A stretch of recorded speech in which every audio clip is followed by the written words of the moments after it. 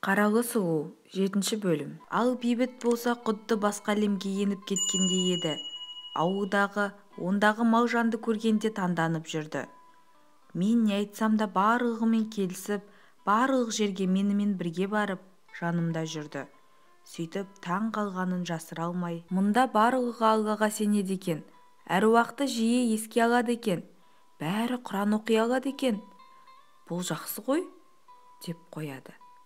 Ауданға барып арманның басына да Құран бағыштап шықтым. Өмірі тым қысқа болды. Қайтейін енді. Алланың ісіне амал бар ма? Сөйтіп бір жетідей болып Алматыға қайттық. Анам ауылда біраз боламын деп, әпкемдердікінде қалып қойды. Өзімді жеңілдеп қалғандай сезіндім. Қалаға келе сала, жігітім апасымен таныстырды. Ауылдан алған әсерімен бөлісті. Сізге айтып жүрген қыз осы. Анасы әпкесімен таныстым. Ол жағынан хабарыңыз бар. Кеше туған жерін, туыстарын көріп келдім. Екеуміз де алдын некеде болдық.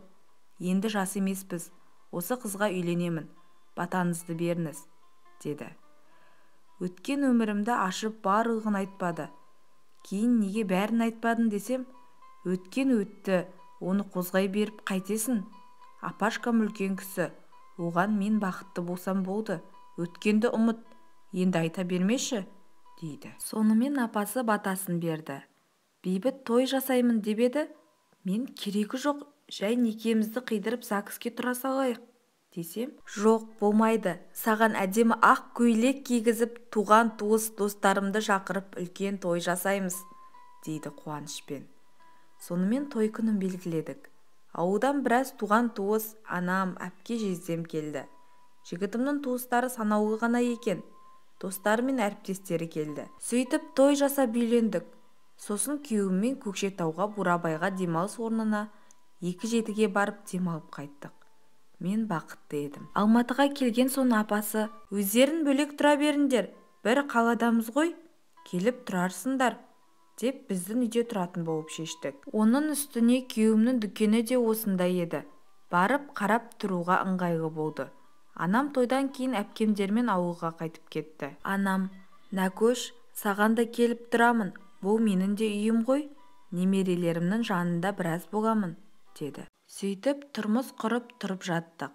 Бір күні түскі астан кейін күйеуім мазам болмай тұр, жата тұрайыншы, деп жатын бөлмеге кіріп кетті. Мен ас бөлмені тазалап, ыдыстарды жуып болған соң, оны көрейінші деп бөлмеме кірсем, екі бүктеліп, ішін басып қиналып жатыр екен. Зәрем ұшты. Дереу телефонды алып жедел жәрдем шақырдым. Күйеуім ішім деп қиналып барады. Санаулы минуттардан кейін жедел жәрдем келіп, күйеуімді каталкаға салып алып кетті. Артынша такси шақырып мен де кеттім. Ойым сансақта. Іште қатты күйзеліп те кеттім.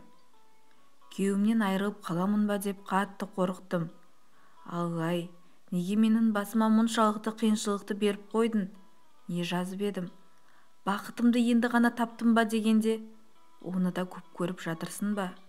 Күйеуімнен айырылып қалсам өмірімнің не мәні қалмақ, деп жарық дүниеден түңіліп кеткендей едім. Көліктің қатты сигнал беріп бірден тоқтағанынан орнымнан ұшып кете жаздап, селк ете түсіп, есімді жиып алдым. Жүргізуші алдындағы көлік иесіне айқайлап ұрысып жатыр. Сөйтсем алдындағы көлік ешқандай белгі бермей бірден тоқтағаннан, біз де соғылып қала жаздап тоқтап үлгеріппіз. Бір Алла сақтап қалды. Мен бірден есімді жидым. Берілмеймін. Мен де күйеуім де өмір сүруіміз керек. Жаман ойлардан аулақ болайын. Үмітімді үзбейін, дедім іштей. Ой деген жүйрік қой шіркін. Осылай отырып күйеуімді әкелген ауруханаға да жетіп қалдық. Таксиден түсе салып ішке жүгіріп кірдім. Күйеуімнің аты жөнін айтып тіркеу бөлімінен сұрастырсам, жедел ота жасайтын бөлімге алып кетіпті. Жүрегім су ете қалды. Ота біраз уақытқа дейін созылды. Осы арада апасы да келді.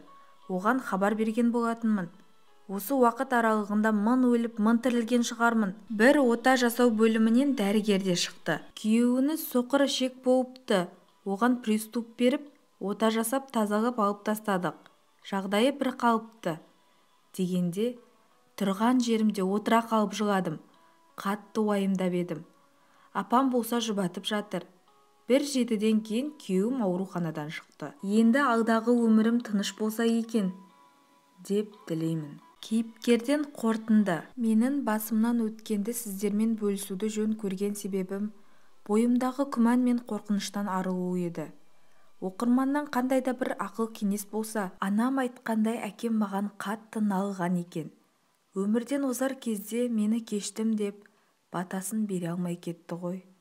Соның зардабын өмір бойы тартып жүрмеймін бе деген уайымым бар еді. Сол кездегі менің бар жазығым сүйген адамыммен бірге болғым келгені еді.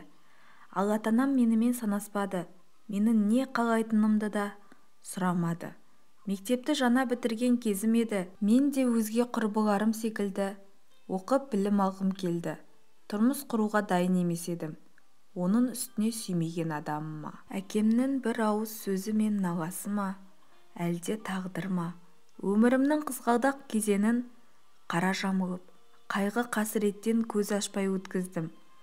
Әйтеуір қараңғы түнектің арты жарық болып, бүгінде жоғарғы білім алып, тұрмыс құрдым. Бұйыртса сәби сүйіп ана бақытына кенелгім келеді.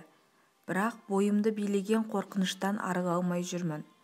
Күйеуімді жоғалтып аламын ба деп қатты уайымдаймын. Әлде енемнің айтқанын көңіліме қатты алып, санама сіңіріп қойдым ба? Күйеуім отаға түсіп шыққаннан кейін қатты күйзеліп кеттім. Ол үшін қатты алаңдаймын. Жаным жайланар емес. Сіздерден ақыл кеңес болса, өзім жайлы әңгімені оқи отырып, өткен өмірімнің барлығы көз алдыма келді. Сол кездегі мұңның барлығына қалай шыдадым екен деп ойладым. Мұнан түйгенім, ата-ананың ақ батасы өте маңызды екен. Ал ата-ана кішкене де болсын өз баласының қалауына құлақ түрсе екен. Жар таңдаудағы шешімін өзіне бергені жөн болар деп ойлаймын. Осы әңгімеден кейін кәдімгідей жеңілдеп қалдым. Әңгімемнің соңына дейін менің тағдырыма алаңдап, ізгі тілектеріңізді білдіріп жатқандарыңызға рахмет. Аман болыңыздар. Кейіпкерім айтып жатқандай, оның жағдайында не істеуге болады? Ақыл кеңестеріңіз болса, комментарияда бөлісе кетіңіздер.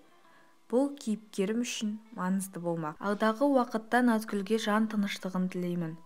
Әйел бақытына кенеліп, жаратқан жолдасы екеуіне бір жастықта әдемі қартаюды нәсіп етсін. Деніміз сау, отбасымыз аман, заманымыз тыныш болсын. Авторы Жазира Төлешова.